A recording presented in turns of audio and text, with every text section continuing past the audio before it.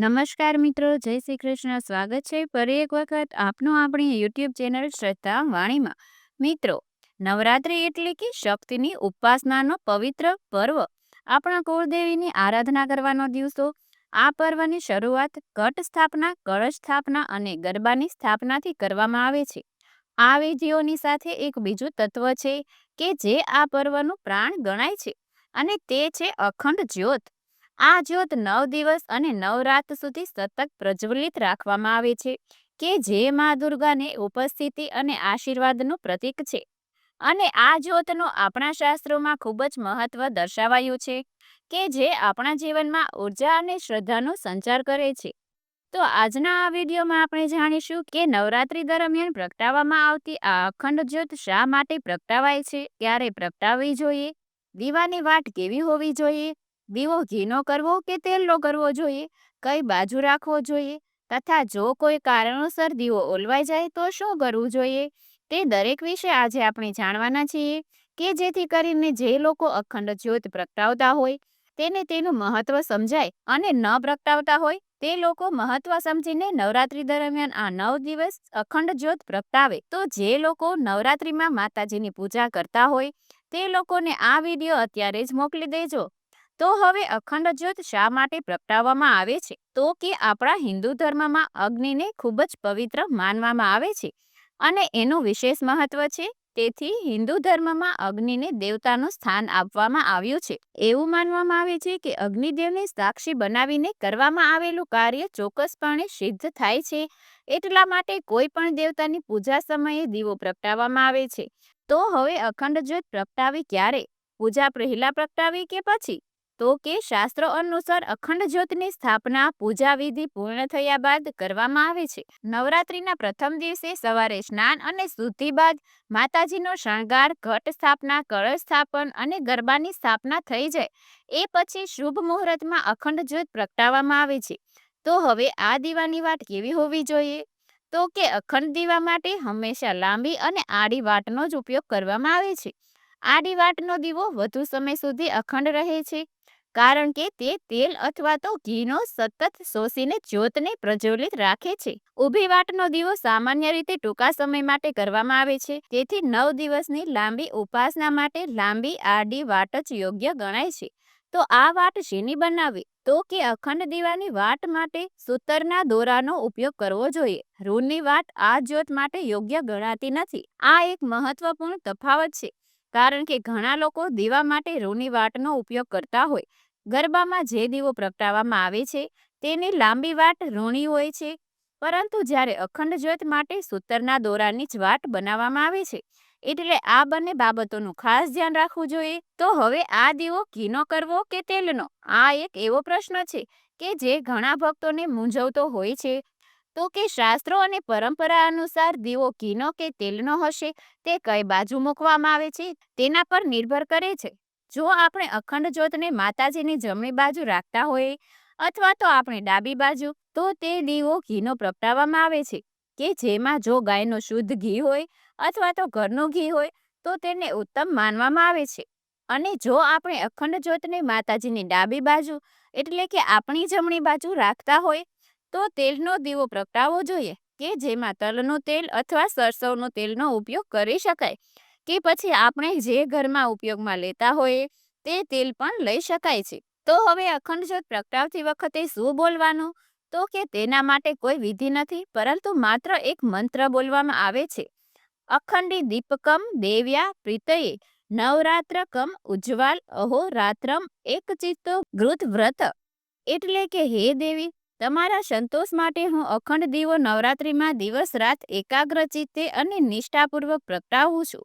અને જ્યોત પ્રગટી જાય પછી તે જ્યોતને વંદન કરવાના અને બોલવાનું કે દીવાની જ્યોત પરબ્રહ્મ છે, દીવાની જ્યોત જનાર્દન છે, દીવો મારો પાપનો નાશ કરે છે. હે સંત સંધ્યા દીપક, હું તમને નમન કરું છું. શુભ કલ્યાણ, આરોગ્ય, સુખ અને સંપત્તિ પ્રદાન કરનારા, હે શત્રુઓના નાશ કરનારા દીવાની જ્યોતને હું નમન કરું છું. અને અખંડ જ્યોત પ્રગટી ગઈ, પરંતુ અખંડ દીવો ઓલવાય નહીં, એ માટે નિત્ય થોડી થોડી વારે દીવાની વાટ વધારવી પડશે. પરંતુ આમ કરતી વખતે પણ દીવો ઓલવાઈ શકે છે.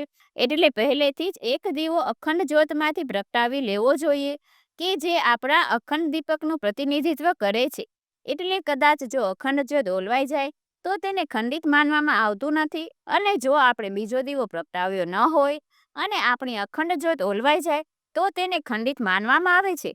અને આ ભૂલ ઘણા લોકોથી પણ થઈ જતી હોય છે, અથવા તો બીજા કોઈ કારણોસર પણ અખંડ જ્યોત ઓલવાઈ જતી હોય છે. કદાચ આપણે સરખી રીતે વાત ન રાખી હોય, ઘી તેલનું ધ્યાન રાખી શક્યા ન હોય, કોઈ પણ કારણોસર આ દીવો ઓલવાઈ શકે છે. પરંતુ એ સમયે એવું માનવું નહીં કે આપણાથી આપણા કુળદેવી નારાજ છે, આપણા ઉપર તેઓ પ્રસન્ન નથી. પરંતુ તે સમયે આપણા ઘરમાં રહેલા માતાજીનું મનમાં ને મનમાં સ્મરણ કરીને તેમની પાસેથી આ ભૂલચૂકની ક્ષમા માંગીને ફરીથી તે દીવો પ્રગટાવી લેવો જોઈએ. અને આપણાથી બીજી વખત આ ભૂલ ન થાય તેનું ખાસ ધ્યાન રાખવું જોઈએ.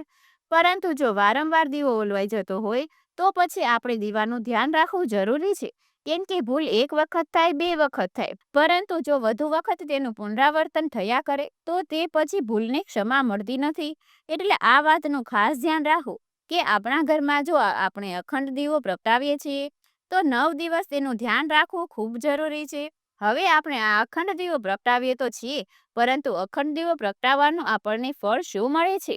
તો કહેવાય છે કે અખંડ દીવો પ્રગટાવવાથી જીવનમાં પ્રકાશ અને આનંદ આવે છે, માતાજીના આશીર્વાદ મળે છે, ઘરમાં રહેલી નકારાત્મક ઉર્જા દૂર થાય છે, સકારાત્મક ઉર્જાનો સંચાર થાય છે, ઘરના સભ્યોને યશ અને કીર્તિ મળે છે, માતાજી આપણા ઉપર પ્રસન્ન રહે છે, તથા સુખ, સમૃદ્ધિ, આયુષ્ય, આરોગ્ય અને સુખ આવે છે.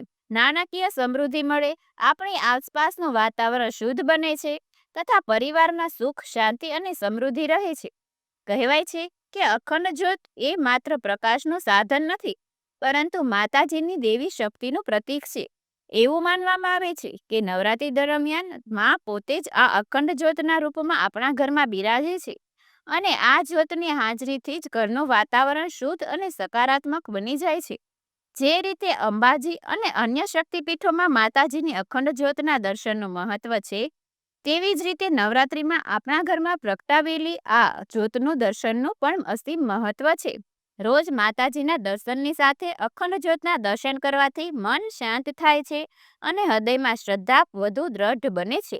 એવું કહેવાય છે કે જ્યારે પણ આપણે કોઈ પાઠ, મંત્ર કે ઉપાસના અખંડ જ્યોત સામે બેસીને કરીએ છીએ તો માં તે ઉપાસનાનો તુરંત સ્વીકાર કરે છે. અખંડ જ્યોત એક માધ્યમ તરીકે કાર્ય કરે છે કે જે આપણી શ્રદ્ધા અને ઉપાસનાને સીધી માતાજી સુધી પહોંચાડે છે. આ જ્યોત અવિરત શક્તિ અને ઉર્જાનો પ્રવાહ દર્શાવે છે. તે જીવનમાં આવતા અંધકારને દૂર કરી પ્રકાશ અને સુખ લાવવાનું પ્રતીક છે. અને આ જ્યોત આપણને યાદ અપાવે છે કે ગમે તેવી મુશ્કેલી આવે, શ્રદ્ધાનો દીપક ક્યારેય ઓલવાવો ના જોઈએ. તો આવો આ નવરાત્રિમાં અખંડ જ્યોત પ્રગટાવીને આપણે પણ માતાજીની દિવ્ય શક્તિનો અનુભવ કરીએ. આપણા જીવનમાં આપણે માતાજીના આશીર્વાદ મેળવીને સુખ, શાંતિ અને સમૃદ્ધિ લાવીએ. તો બોલીએ કુળદેવી માતા કી જય. તો મિત્રો, આશા છે કે હવે આપ સૌ લોકોને સમજાઈ ગયું હશે કે નવરાત્રિમાં દીવો શા માટે પ્રગટાવાય છે, કેવી રીતે પ્રગટાવાય છે તથા તેના નિયમો શું છે. તો આશા છે કે આપ સૌ લોકો આ નવરાત્રી દરમિયાન અખંડ જ્યોત પ્રગટાવતા હશો. તો આ વિડીયો પસંદ આવ્યો હોય તો લાઈક કરજો, તમારા મિત્રોને મોકલી અમારી ચેનલમાં નવા હોય તો સબસ્ક્રાઈબ કરવાનું ભૂલતા નહીં, કે જેથી કરીને આવા જ અવનવા વિડીયો આપ સૌને મળતા રહે. તો ફરી મળીશું એક નવા વિડીયોમાં. ત્યાં સુધી આપ સૌ લોકોને અમારી ચેનલના જય શ્રી કૃષ્ણ. ધન્યવાદ.